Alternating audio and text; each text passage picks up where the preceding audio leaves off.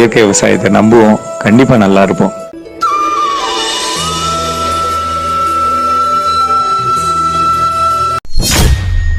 வணக்கங்க. மேல காட்டி இருக்கிற மாதிரியான தக்காளியில பாதிப்பு பெரும்பாலான நிலங்கள்ல தமிழ்நாட்டில் நம்ம பார்க்க முடியுது. முக்கியமா மேற்கு மண்டலத்தில் இருக்க பெரும்பாலான மாவட்டங்கள்ல பார்க்க முடியுது. இதற்கு முக்கிய காரணம் என்ன அப்படின்னு சொன்னா வேர் அழுகல். அந்த வேர் அழுகல் வந்ததுனால மண்ணில் இருக்கக்கூடிய சத்துக்களை அந்த பயிர் எடுத்துக்க முடியாம இருக்கிறதும், அந்த வேர் அழுகலுக்கு முறையான தண்ணீர் கொடுக்காம அல்லது அளவுக்கு மீறி கொடுத்து நீர் மேலாண்மையில தவறு பண்றது ஒரு முக்கியமான காரியம். இதான் முதல் காரியம், அளவுக்கு மீறிய தண்ணீர். ரெண்டாவது, அளவுக்கு மீறிய நைட்ரஜன் சத்து, தழைச்சத்து அதிகமா கொடுக்கறது அல்லது தழைச்சத்து கொடுத்துட்டு அது கூட மணிச்சத்தோ சாம்பல் சத்தோ நுண்ணூட்ட சத்துக்களோ கொடுக்காம விடுறது. மூணாவது, பாக்டீரியல் குலை நோய்கள் இந்த பயிருக்கு வரும். அது ஏன் வரும்னா கால்சியம் பற்றாக்குறை அதிகம் இருக்கக்கூடிய பயிர் நமக்கு தக்காளி. அப்படி இருக்கக்கூடிய பயிருக்கு வேணுங்கிற சுண்ணாம்பு சத்தை ஆரம்ப காலத்திலேருந்து தொடர்ந்து கொடுத்துட்டு வரணும். அப்படிங்கிறத நம்ம செய்யாம இருக்கிறதுனால சுண்ணாம்பு சத்து குறையிறதுனால பாக்டீரியல் குலை நோய் வர்றது. இதனால தான் காய்களில் நுனியிலிருந்து காஞ்சிட்டு வர்ற இந்த அமைப்பு வருங்க. இதெல்லாம் தான் காரணம். இப்போ நம்ம என்னென்னலாம் செய்யலாம் அப்படின்னு பார்த்தா, தண்ணீரை அளவாக கட்டணுங்க. தண்ணீருக்கு எந்த வகை நிலத்தில் இருந்தாலும் தண்ணீர் எவ்வளோ கொடுக்கணுமோ அந்த அளவு கொடுத்தா போதும். ஒரு தடவை தண்ணீர் கொடுத்தோம்னா முடிஞ்ச அளவுக்கு காலை நேரத்தில் தண்ணி பாய்ச்சலாம்.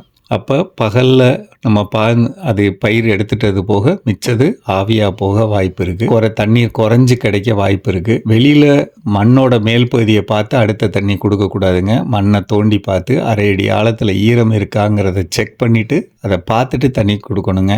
கண்ணை மூடிட்டு தண்ணி கொடுத்துட்டே இருந்தோம்னா அழுகலை தவிர்க்க முடியாது. மாதம் ஒரு முறை நம்ம பண்ணக்கூடிய தவறுகள்லேருந்து நம்ம பயிரை காப்பாற்ற ட்ரைகோடர்மா விரிடி அப்படிங்கிற திரவம் 200 லிட்டருக்கு 1 லிட்டரும், பேசிலோமைசிஸ் இந்த திரவம் 1 லிட்டரும் கலந்து 1 கிலோ நாட்டு சர்க்கரை கலந்து வைக்கணும். ஒரு நாள் கழித்து அதை தரைவழியில் ஊற்றி விடலாம். இது மாதம் ஒரு முறை கண்டிப்பாக செய்யணுங்க. இந்த மாதிரி தொல்லை வர்ற நிலத்துலலாம் 15வது நாள் வெறும் ட்ரைகோடர்மா விரிடி மட்டுமாவது 200 லிட்டருக்கு 1 லிட்டர் கலந்து 1 கிலோ நாட்டு சர்க்கரை கலந்து ஒரு நாள் வச்சுருந்துட்டு தரையில் கொடுக்கணுங்க.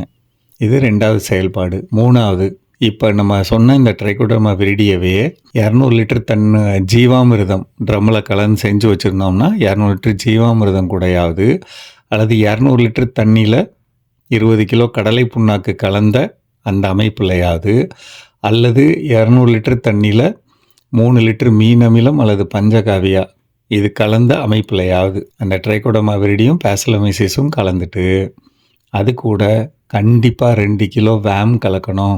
பொட்டாஷ் பாக்டீரியா 1 லிட்டர் கலக்கணும்.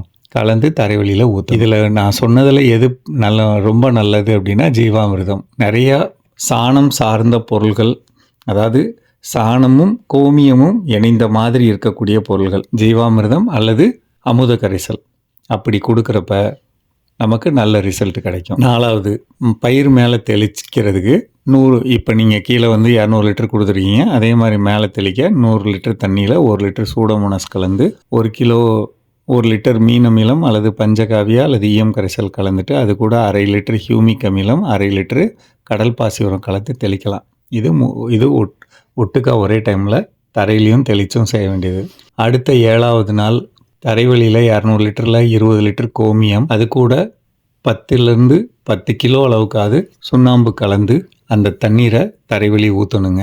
அடுத்து 3வது வாரத்தில் முடிஞ்ச அளவுக்கு வேமோட கலந்த 2 லிட்டரு கலந்து 2 கிலோ கலந்து அது கூட 1 லிட்டரு பொட்டாஷ் பாக்டீரியா கலந்து தரைவழியில் ஊற்றணுங்க.